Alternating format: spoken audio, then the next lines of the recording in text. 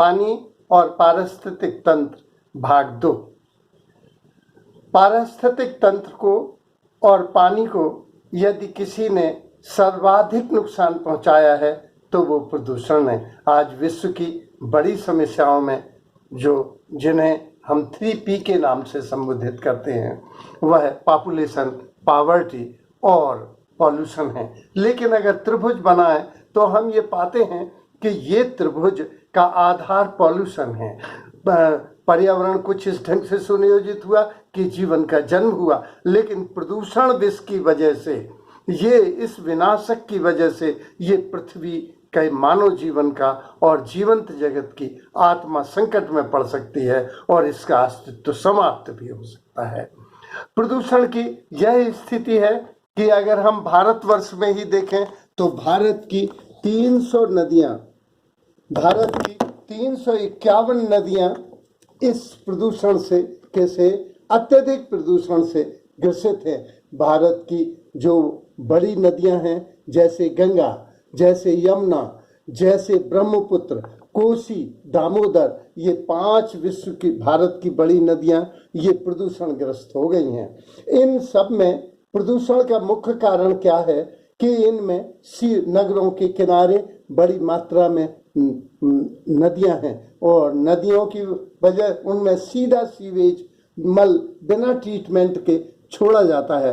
परिणाम स्वरूप जमुना नदी जो मात्र 2 मील के दायरे में बह रही है या मात्र 2% के दायरे में है, वहाँ 80% प्रदूषण मात्र सीवेज वाटर से हो जाता है। उसी तरह से गंगा बनारस के पास प्रदूषण की पराकाष्ठा पर पहुंच जाती है। गंगा में ऐसे भी तत्व थे जो बैक्टीरिया और वायरस हजारों वर्ष तक जीवित रहते और प्रदूषण को खा लेते, इसके बाद वे सो जाते, लेकिन आज राम तेरी गंगा मैली हो गई है। आज ये भी प्रदूषण की, ये जैविक प्रदूषण से ग्रसित हो गई है। इस तरह से पानी के में जो औद्योगिक नगर हैं उनसे जो बड़ी मात्रा में विषाक्त खनिज पदार्थ छोड़े जा रहे हैं, अनट्रीटेड वाटर छोड़ा जा रहा है जिसमें सीसा, arsenic, nickel, chromium, copper, silica, iron आदि जैसे विषैले पदार्थ होते हैं। आज भारतवर्ष में महानगरों की जो उम्र है वो 10% घट गई है, 10 साल घट गई है। अब इससे बड़ी और क्या विभीषिका होगी। आज तालाबों में प्रदूषण, हर शहर में इतना प्रदूषण हो गया है कि नदियां प्रदूषित नहीं हुई वरन आज पॉइजनस हो गई। भोपाल का पतरा नाला या ग्वालियर की स्वर्ण रेखा नदी या टीकमगढ़ का सैल सागर ऐसा तालाब है जो मध्य प्रदेश की सबसे प्रदूषित नदी सोन से मछलियां तो मरने लगी, पेड़ पौधे भी मरने लगे, वो डेड स्ट्रीम में कन्वर्ट हो गई जहां मेढक, मच्छर भी नहीं पाए जाते। और इन तालाबों में बहुत अधिक, जैसे टीकमगढ़ में लगभग 600 बड़े तालाब चंदेलों ने बनवाए थे, लेकिन अतिक्रमण की चपेट में आ जाने से वे तालाब आज 250 भी नहीं बचे। उसी तरह से हम देखते हैं कि महानगरों में अतिक्रमण की वजह से बहुत सी झीलें, बेलथूर झील आज बेंगलोर में पूरी की पूरी अतिक्रमण की चपेट में आ गई है। इस तरह से झीलों को जबरदस्ती सुखाया जाता है और उन पे नगरीकरण किया जाता है। हम देखें पाते हैं कि अगर तालाबों में सबसे ज्यादा प्रदूषित है तो बंगाल है, दूसरा केरल है, तीसरा राजस्थान है और इसके बाद मद्रास है, महाराष्ट्र है, जहां प्रदूषण पराकाष्ठा पर देखने को मिलता है। स्वच्छता की दृष्टिकोण से अगर देखें तो पाते हैं हम कि स्वच्छता में कश्मीर, उत्तराखंड ये स्वच्छता की दृष्टि से उसी तरह से भारत में प्रसिद्ध है जैसे स्वच्छता में यूएसएसआर, यूएसए और कनाडा है। जो अतिक्रमण शून्य तालाब हैं वो सेवन सिस्टर जैसे सिक्किम में, चंडीगढ़ में या उत्तराखंड में ये अतिक्रमण नहीं हुआ है। दूसरा है बढ़ता हुआ तापमान।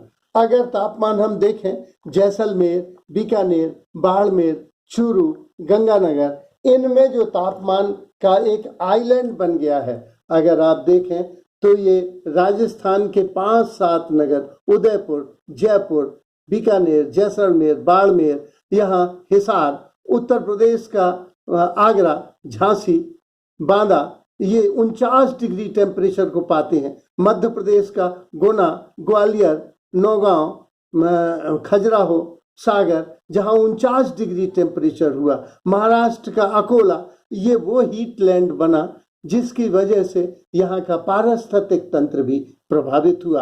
अगर ऐसे में मरुस्थल, थार के मरुस्थल का विस्तार होता है तो स्वाभाविक ही है आज बुंदेलखंड में अर्ध मरुस्थलीय वनस्पति पाई जाती है, जो मरुस्थलीय आने का प्रमाण है।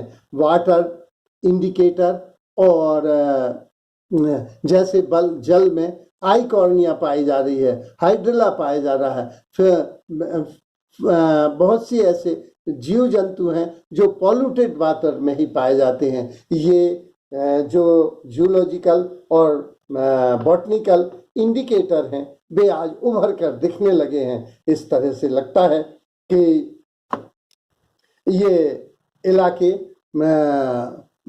हीटलैंड के अंतर्गत होने से पारिस्थितिक तंत्र को झटका लग रहा है, पारिस्थितिक तंत्र डिस्टर्ब हुआ जा रहा है और यह सीधे जीवंत जगत की आत्मा पर क्षति होगी।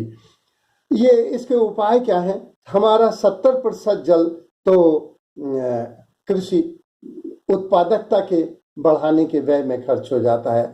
आज विगत सदी की तुलना में भूमि की उत्पादकता को हमने 3% से ज्यादा 3 गुना कर लिया है, लेकिन जल की उत्पादकता के विषय में जो पृथ्वी की भूमि की उत्पादकता, मिट्टी की उत्पादकता के लिए उत्तरदायी था, उसके बढ़ाने के लिए कोई प्रयास नहीं किया है। इसलिए सिंचाई के कौशल में हमें परिवर्तन करना होगा।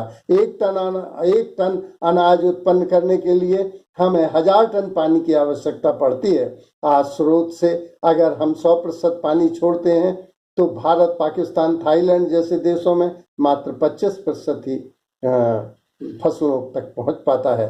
इस तरह से पर्यावरण को संरक्षित रखने के लिए अब हमें विशेष उपाय करने पड़ेंगे। जल संसाधन संरक्षण और उपभोग पर ध्यान देना होगा। ये परमात्मा का परम धन है, इसकी हमें सुरक्षा करनी होगी, तभी पारिस्थितिक तंत्र को सुरक्षित रखा जा सकता है और हमारी आत्मा, हमारा जीवन सुरक्षित